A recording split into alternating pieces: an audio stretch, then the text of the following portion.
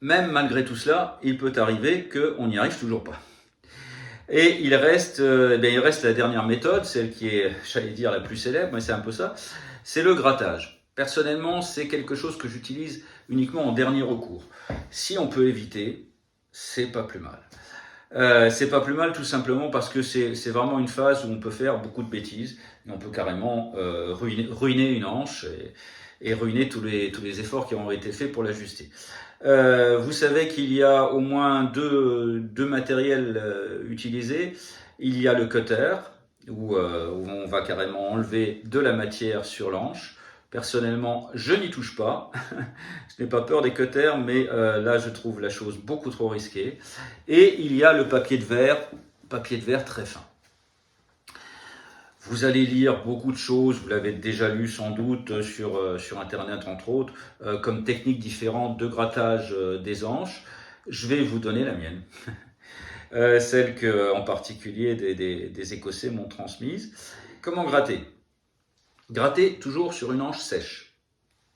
Voilà. Si vous venez de jouer, etc., en rencontrant les difficultés sur cette hanche, sortez-la, attendez quelques minutes qu'elle ressèche et ensuite vous pourrez la gratter. Gratter donc encore une fois au niveau du premier tiers de l'anche, c'est-à-dire encore une fois sur cette fameuse caisse de résonance, sur cette fameuse soundbox. Gratter des deux côtés, bien évidemment, et dans le sens des lamelles, dans le sens longitudinal.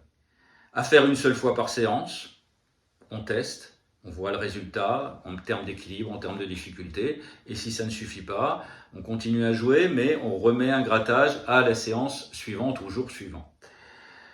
Ensuite, alors évidemment, on ne sait pas à faire pendant 14 jours, hein, il faut que ça donne des résultats assez rapides. Et voilà, si on fait 3, 4, 5 grattages maximum, c'est déjà le bout du monde. Hein. Déjà, encore une fois, si vous êtes amené à en faire plus, c'est que vraiment, peut-être il y a un problème dans votre technique de grattage, mais aussi, est-ce que cette hanche vous convient vraiment, hein, donc, et on risque aussi, avec plus de séances, d'abîmer effectivement cette hanche. Donc voilà, cette technique-là va vous permettre de faciliter l'ensemble du chanter et pas seulement donc les notes aiguës. Autre chose, vous pouvez aussi, et ça par contre ça c'est à faire maximum 2 fois, vous pouvez aussi gratter les bords, encore une fois de chaque côté, dans le sens longitudinal, hein, chacun des bords.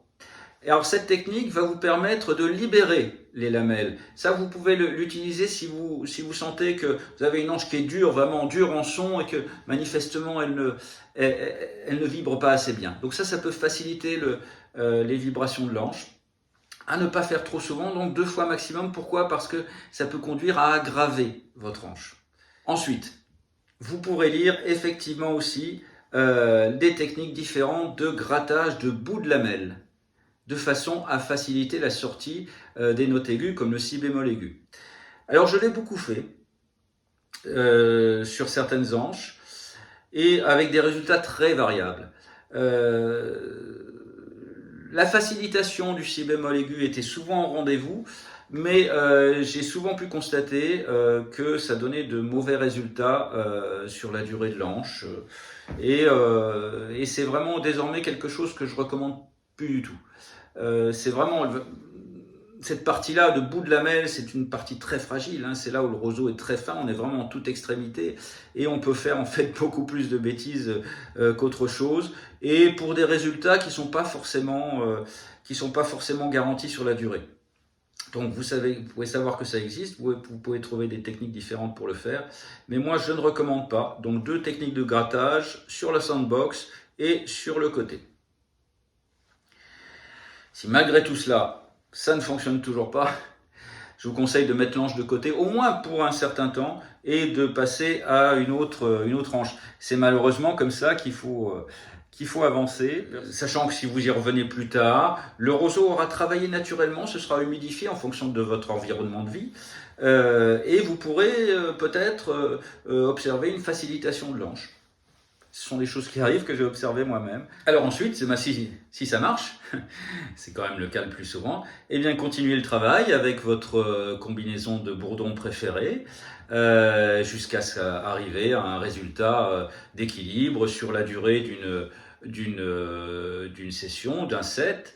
Et donc, lorsque vous jugerez que la stabilisation est bonne, eh bien, vous pourrez enfin sortir avec cet ange pour jouer devant des gens, dans la vraie vie, quand on pourra le faire à nouveau.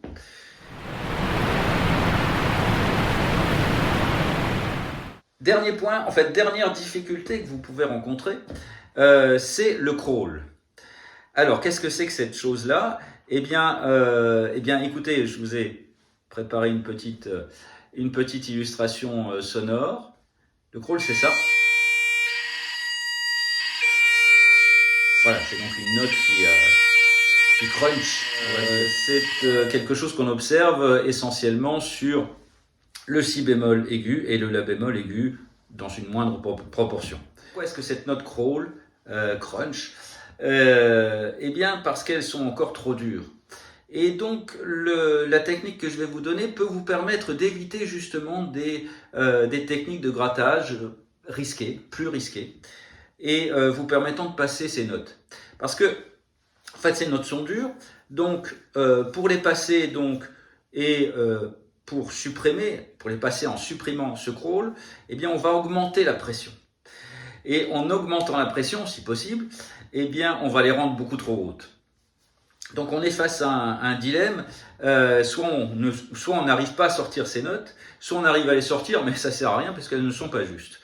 Et donc la technique, plutôt que le grattage, eh bien il s'agit, vous prenez votre hanche, vous prenez le pouce de l'autre main, et vous disposez cette hanche perpendiculairement à votre pouce.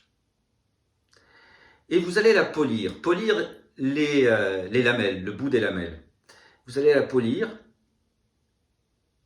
en frottant latéralement sur votre pouce. Donc votre hanche est bien disposée perpendiculairement au pouce et vous allez la frotter sans presser fortement, bien évidemment. Hein. C'est vraiment le terme polissage est le plus recommandé. Hein. Et voilà, vous polissez cette hanche en la frottant sur votre pouce, sur l'ongle de votre pouce. Personnellement, je la retourne. Voilà. Donc voilà, quelques secondes. Une seule fois par séance. Ce n'est pas à faire plus de 2-3 fois, hein, d'une manière générale, dans le développement de votre hanche. Et vous allez observer tout de suite, parce qu'il faut tester après, comme d'habitude, vous allez observer tout de suite que c'est miraculeux et que votre si bémol va passer beaucoup mieux. Et donc progressivement, au fil des séances, hein, si vous êtes amené à faire ça 2-3 fois, vous allez faire disparaître ce crawl, et en même temps, eh bien, vous aurez une note qui va se rapprocher progressivement du diapason qui convient, de l'accord. Donc voilà, technique anti-crawl et technique permettant de faciliter le passage du si bémol aigu et du la bémol aigu également.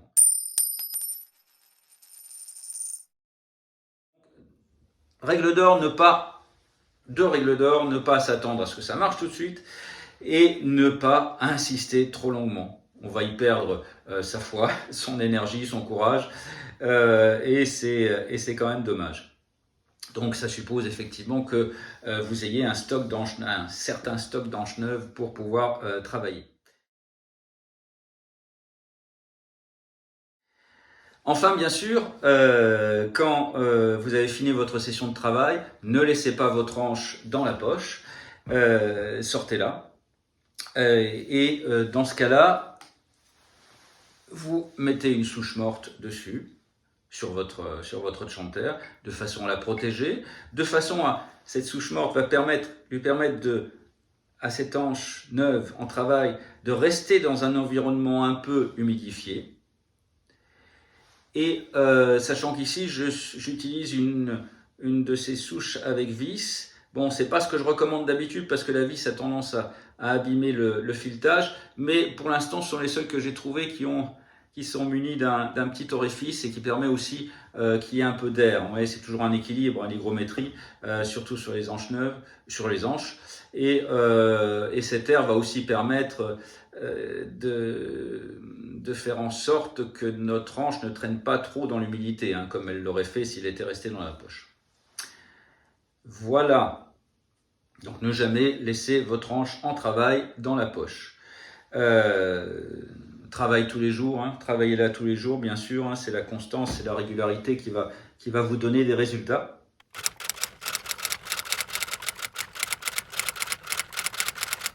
Sinon, vous avez pu observer que effectivement, je mettais souvent du téflon sur les hanches. C'est quelque chose qui peut permettre d'éviter que des bouts de fil traînent, en particulier viennent obturer tout ou partie d'ailleurs de l'orifice, ce qui n'est pas le but recherché pour jouer. Ça permet aussi d'avoir une assise bien étanche. Et pour finir, le côté pratique aussi, c'est que vous pouvez mettre des indications, des numéros sur ces hanches pour vous y retrouver en fonction, par exemple, du degré de dureté qui vous permet de varier l'anche que vous allez utiliser en fonction de votre environnement de jeu. Voilà, je vous ai dit à peu près tout ce que je savais sur le sujet. Un vaste sujet qui est toujours en construction de toute façon, pour tout le monde.